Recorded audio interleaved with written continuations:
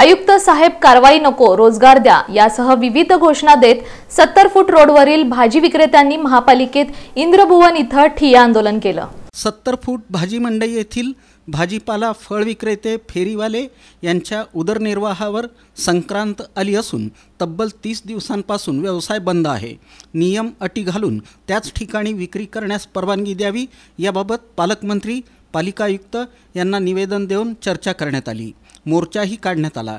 मात्र अद्याप विक्रेत्यांचा प्रश्न मार्गी न लागल्यानं उपमुख्यमंत्री एकनाथ शिंदे यांना सोलापूर विमानतळ इथं भेटून कैफियत सांगण्यात आली। महापौर आणि महापालिका सभागृहाच्या निर्णयापर्यंत जैसे थे व्यवसाय करण्यास परवानगी देण्यात येईल असं आश्वासन उपमुख्यमंत्री एकनाथ शिंदे यांनी दिलं होतं। आश्वासन दिल्यानं मुख्यमंत्री देवेंद्र फडणवीस यांना घेराव घालण्याचा निर्णय रद्द करण्यात आल्याची माहिती माजी आमदार नरसय्या अडमास्तर यांनी दिली।